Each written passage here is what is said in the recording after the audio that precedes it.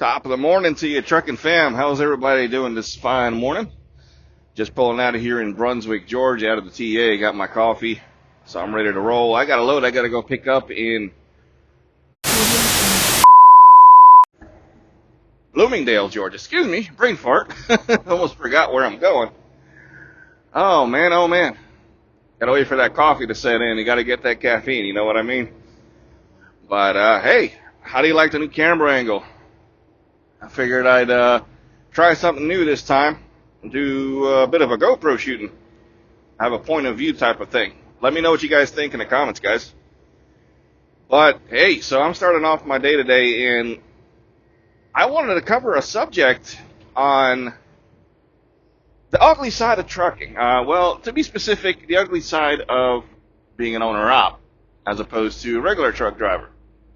When you're working for somebody as an employee driver.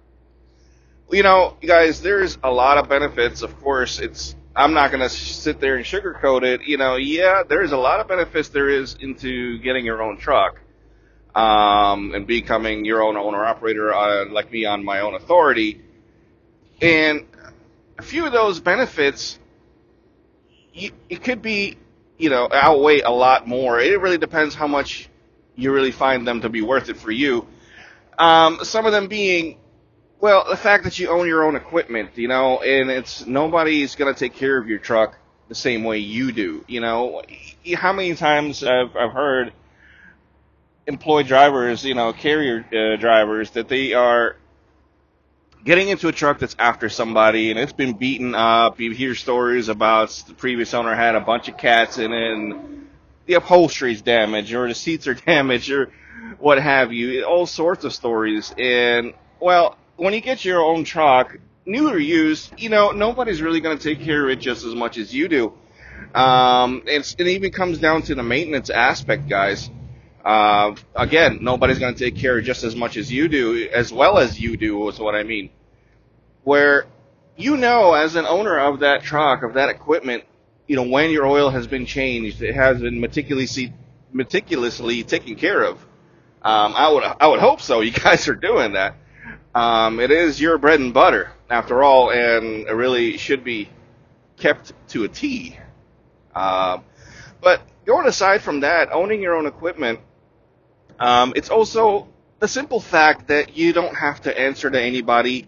You don't have to you ask for days off, or hey, your kids have a birthday or something or whatever it is, and you need to go see them. You don't have to ask a dispatcher for permission or make a formal letter requesting days off, which, and we all know when you're working for somebody, things change, plans change. I mean, you can tell the people all day long that you want a day off, and come to find the day before, like, oh, we've got a load that you need covered, and you got nobody else in the United States that will cover this load but you. So you need to go do it. And, we all know, we've all heard the stories. But you know what? That's the thing about being an owner-op, is that you don't have to ask for permission. You want to go take a day off. You have a special event you need to go see or be there for. You just go and do it. Again, you have to be mindful. I mean, don't keep taking days off the left and right, because then again, hey, you're not going to make any money. It's a business, guys. But also, in addition to this, is that you set your own rules. You can do basically however you can run your truck or run your business however you so please, and you can't really put a price on that. There's, again, nobody's really telling you how to do your job. But again, with that, there are pitfalls, and we'll get into that a little bit later when I get to Bloomingdale. With the bad side of it.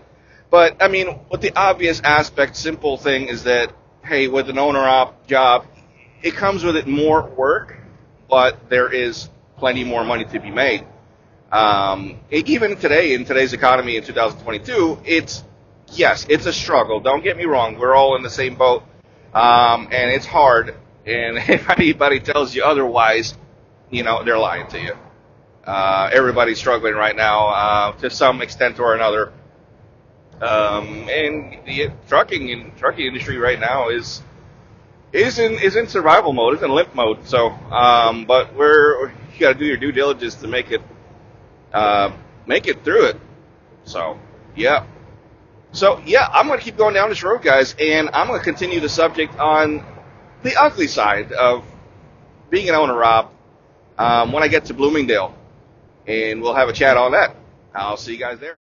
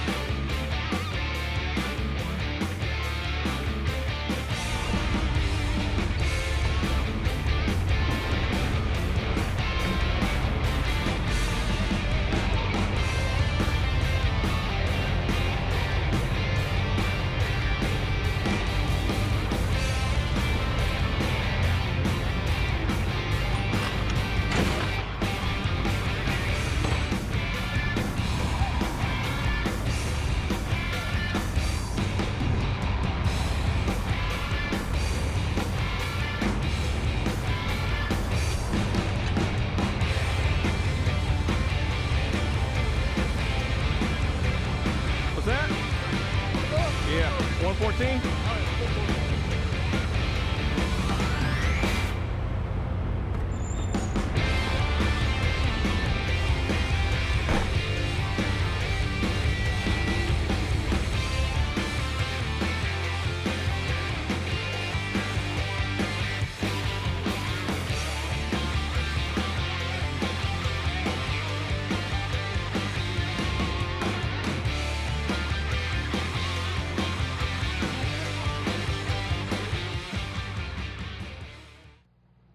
So, guys and gals, there's a lot of benefits that can go into owning your own truck and being on your own authority, or even being leased on to somebody. In some aspects, it's a more sense of a freedom that you get with that, where setting your own schedule and being home when you want to be, or running where you want to. Of course, it's not that easy.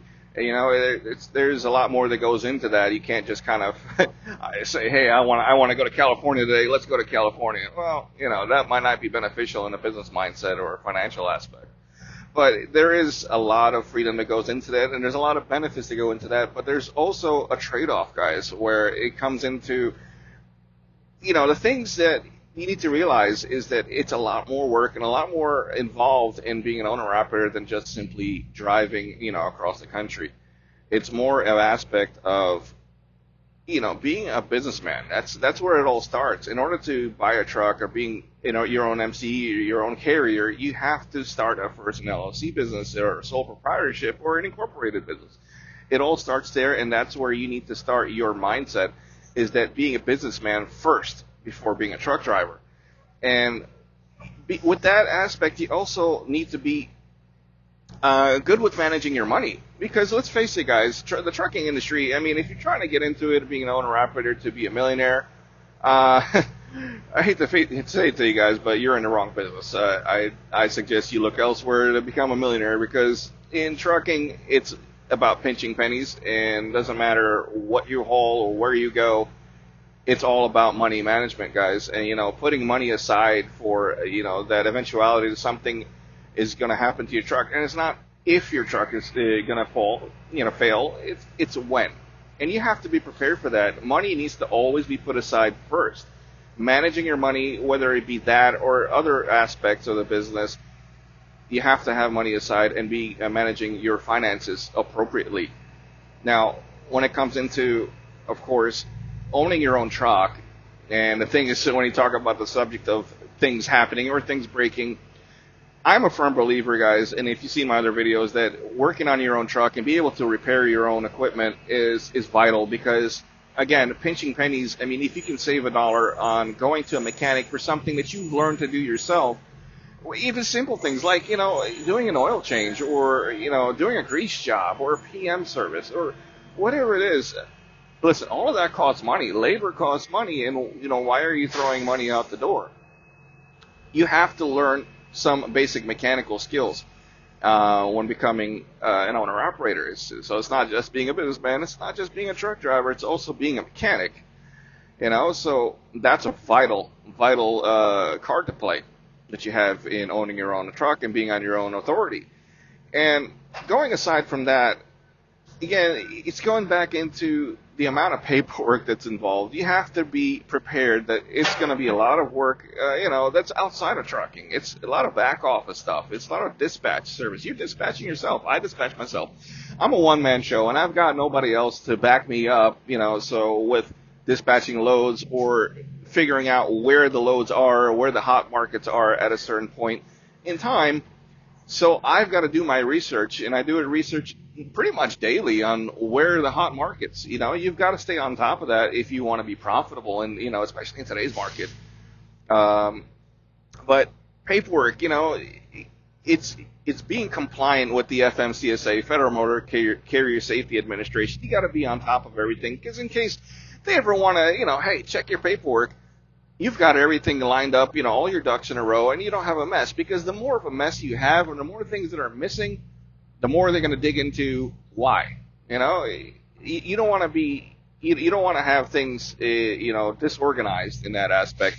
And when you start up your own authority, you will come across something called the new entrant audit, which is basically what they're going to do. They want to check that you're compliant with everything, that you're doing what you're supposed to. You've got your drug and alcohol clearinghouse all set up. You want to check your maintenance records on your truck, because you got to have maintenance records on your truck, guys.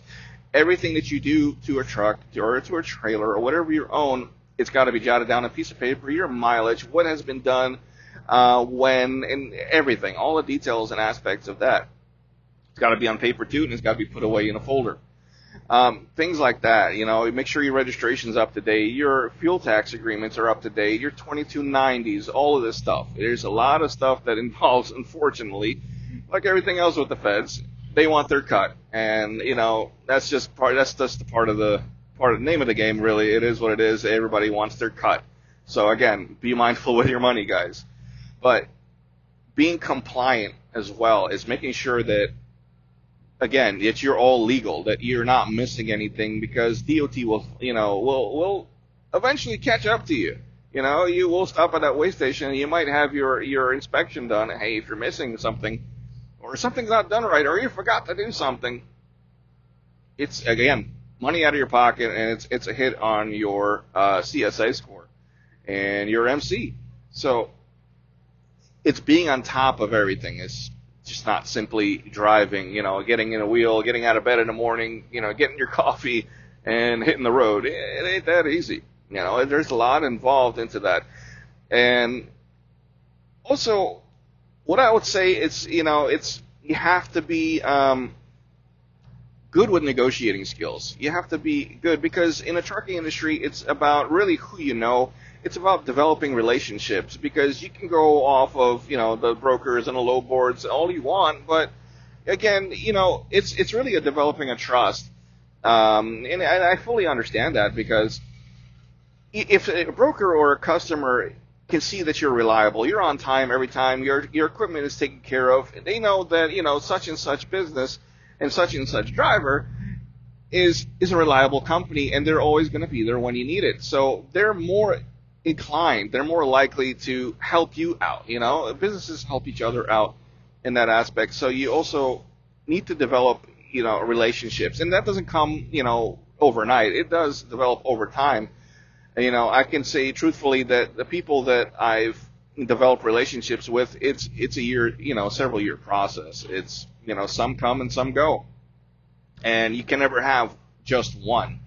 My old employer, back when I was still a company driver, he told me one thing. He said, "Don't put your eggs in one basket." you have to have more than one, because let's say you're doing, great with that one customer that you have, it's a lucrative business. But what happens if that something happens to that client and they go out of business? They shut their doors.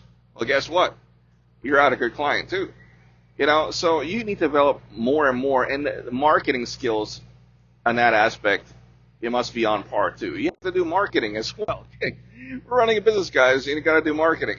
There's a lot that goes into it. You have to be prepared to do all these things, because it's you not only you're a driver, you're doing all of these things behind the wheel. You're talking to your clients, you're doing marketing, you're expanding your business, you're dealing with financials, you're dealing with dispatch, and on occasion you got to deal with the mechanics of things, because things do happen.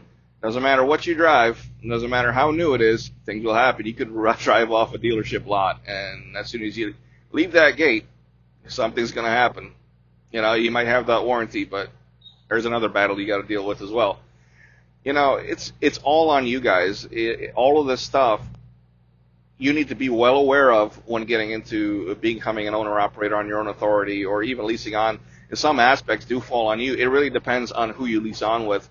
Some things they may take care of, as some things they may not. So again, that falls into play. So getting into all of this, everybody needs to be well aware that it's more than just driving. It's a lot more. But flip side, you get something for something. It's more work, yeah. But I can truthfully say, even in today's market, if you do your math right and play your cards right, even in like an economy like this year in 2022, yeah, it sucks. It does. And I'm not going to sit here and lie to you guys. Yeah, it's a struggle. And don't believe anybody who says, oh, they're doing great this year, and despite everything that's going on. No, you're not. No, you're not. So, but again, if you're smart about how you do things, it can be lucrative. And that's the thing. It can do wonders for you, and it's a lot better money than working for somebody. Do I recommend taking that step? It really depends on you. It really depends on you as a person and your mindset. Are you willing to put in that extra effort into doing it? If you are, more power to you. It's going to do wonders for you. It really will. It's given me so many opportunities over the years, that I wouldn't have had otherwise. Working for somebody, it really isn't. So I wouldn't trade it for the world, despite all that goes into it. So it's really something that it reflects on you as a person and what you're prepared to put into it. That's really what it comes down to. But the benefits are great, and if you're like me, over the years you start to realize that I've come across this question a lot, that would I ever go back to working for somebody? I mean, listen, if my doors have to shut down some days, someday, and I can't be on my own authority anymore, well, that's a different story. But would I willingly do it? Probably not. Probably not, because the benefits outweigh so much more, as opposed to working for somebody. And honestly, over the years, you develop that businessman mentality, or that boss mentality, that I don't want to work for the man anymore. And it's because the freedoms you trade off, there's no comparison. It really isn't. I mean, your family wants you home, you go home. You want to take a vacation, if you can afford it, if you did your money right, you can do that. And it's there's a lot that goes into it, guys. It really is. I mean, I hope you guys are getting to the point here, but it's something that you need to reflect on yourself in order to answer that question properly. Would I recommend it? Yeah, this year might be a rough one to get into this business, but again, it depends on how smart you do everything. But yeah, that's something I just want to share with you guys, on getting into being an owner operator, getting your own equipment, you're becoming your own carrier. I would recommend it. And of course, you got to be smart about how you do it, especially in the year that we're in, with the whole recession that we're dealing with. But yeah, guys, leave a comment down below on what you think. Maybe I missed something. I got some owner operator buddies that watch my videos, so Maybe I missed something here. But yeah, and let me know what you guys think about the trucker's point of view camera. I'm thinking of doing. I'm thinking of implementing that strategically into some other future videos, whether it be such as example of such maybe fixing something. You know, it's a lot easier having a camera, a GoPro, rather than trying to fix something with one hand and then holding the camera in the left hand or holding your phone. Not that easy, you know. But yeah, let me know, guys. What do you guys think of that? And with that note, guys, I hope you guys have a safe day, safe driving, safe travels, and I'll catch you on the next one. Take care, everybody.